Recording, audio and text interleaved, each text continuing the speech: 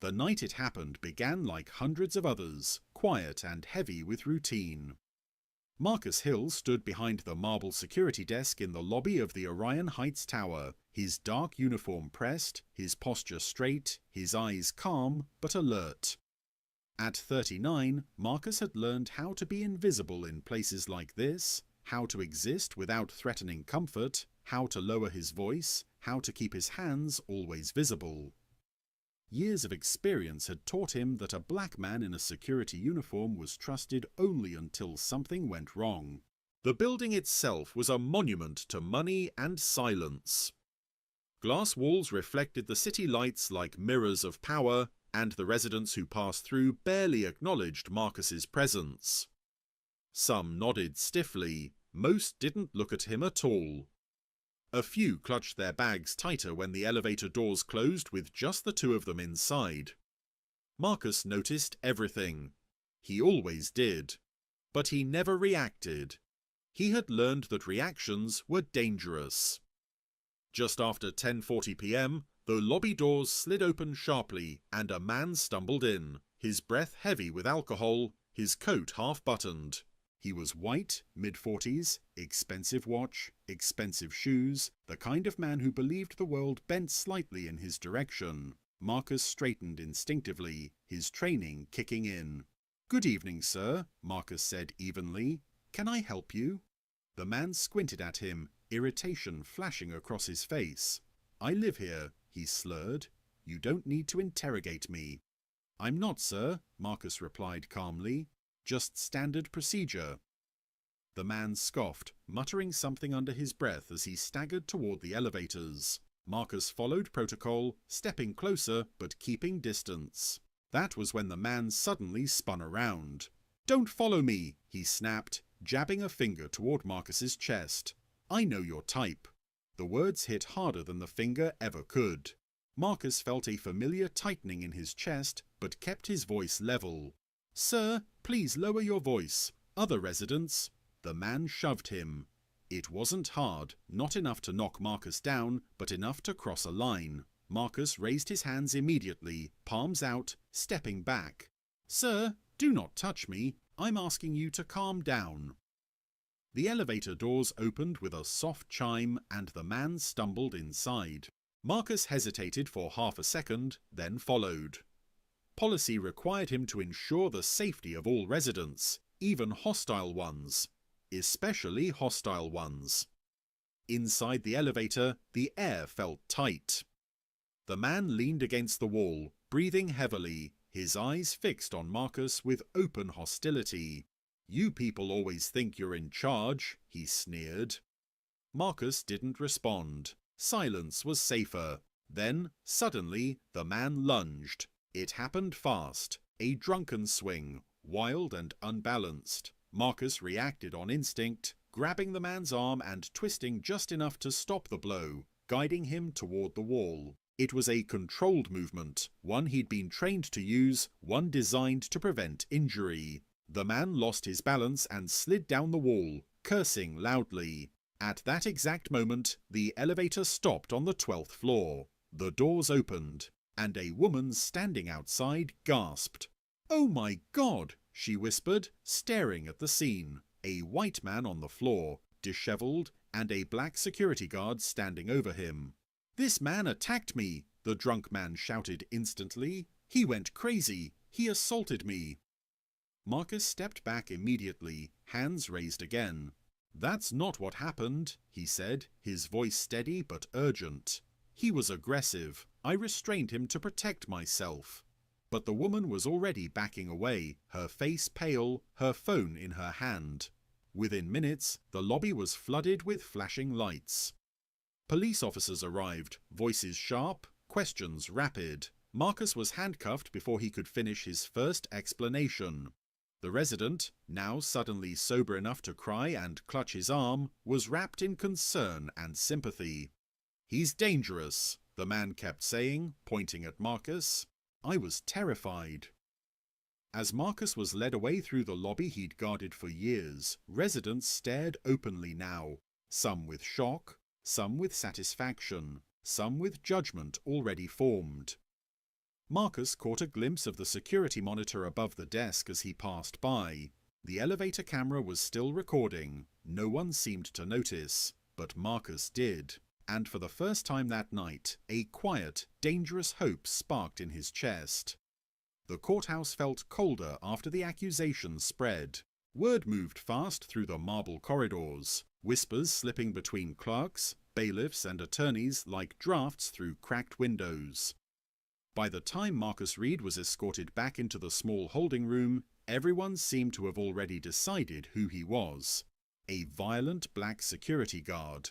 That was the phrase floating in the air, unspoken but heavy. Marcus sat on the hard bench, hands clasped, eyes fixed on the floor. The navy uniform he had worn with pride that morning now felt like a costume someone else had forced onto him. A thin cut on his knuckle, barely visible, had already become evidence in the reports. The man he'd tried to restrain in the elevator, a well-dressed white executive named Charles Whitman, had claimed Marcus attacked him without cause. No one had asked Marcus why he'd pressed the emergency stop. No one had asked why Whitman's shirt was torn before the doors ever opened. In the courtroom, the prosecution wasted no time painting a picture. They spoke of aggression, of intimidation, of a guard who overstepped his authority. They used words that sounded clean and professional, but each one landed like a slap.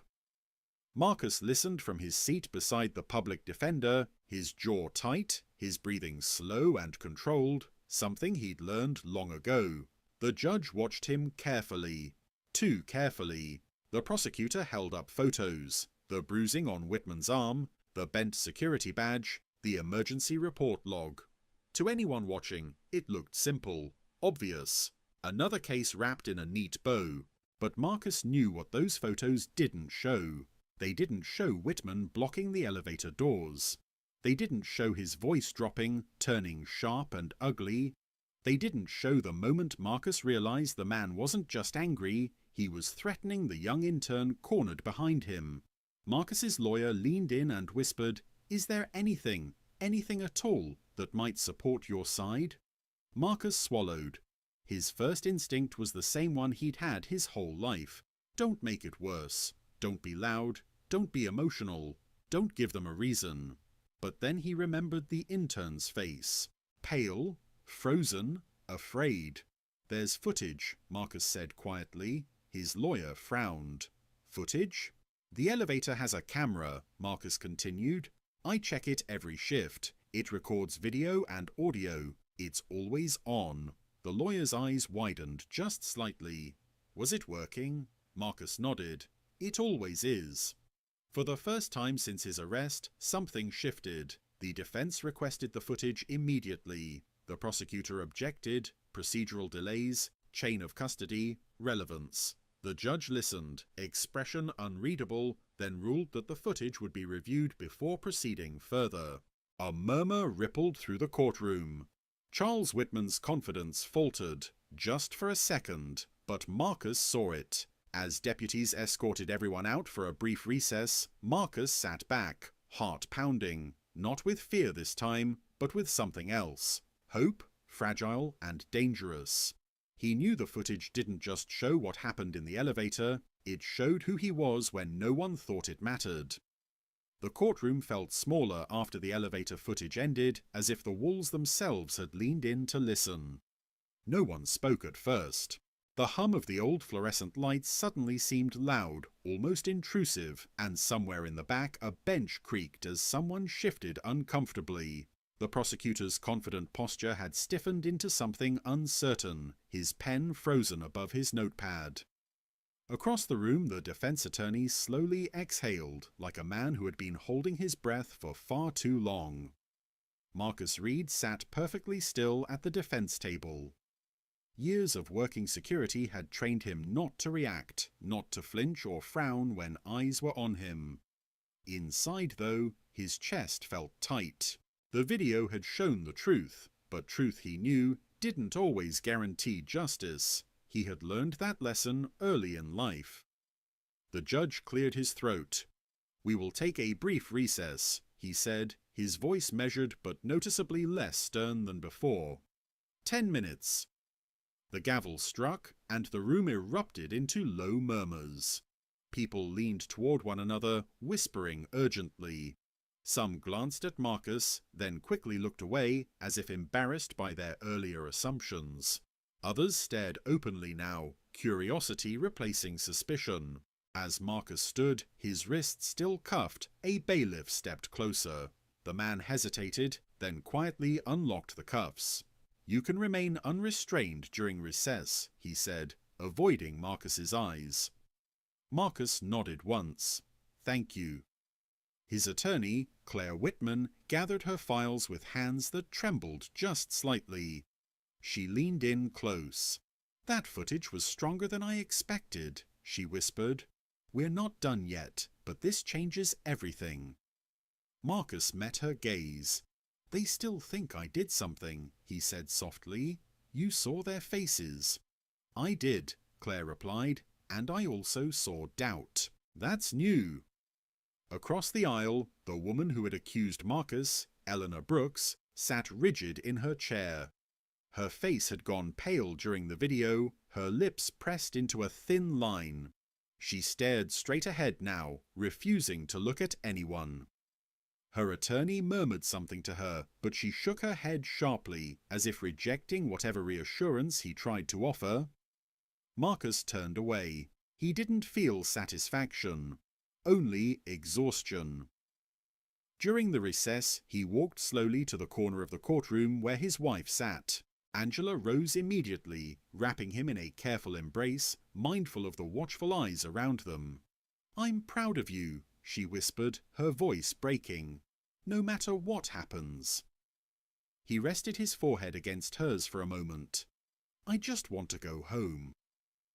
When court resumed, the atmosphere had shifted. The prosecutor stood, clearing his throat before addressing the judge. "Your Honour," he began, less forcefully than before, "in light of the newly presented evidence, the state would like to call an additional witness." Claire's eyes narrowed. Marcus felt a familiar knot tighten in his stomach. The witness was the building's property manager, a white man in his late 40s, wearing an expensive suit and an expression of practiced indifference. He testified about complaints, about prior concerns with Marcus's conduct, about how some tenants had felt uncomfortable around him. Uncomfortable. The word landed heavy. Claire rose for cross-examination. Her voice was calm, precise. "Mr. Hanley," she asked, "how many formal complaints were filed against my client?" "Well," the man hesitated, "none that resulted in disciplinary action." "So no written warnings?" "No." "No suspensions?" "No," she nodded. "And yet you're here to suggest a pattern of behaviour based on feelings?"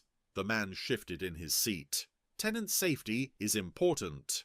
"So is accuracy," Claire replied. She paused, then added, "Were any of those tenants ever disciplined for confrontations with Mr. Reed?"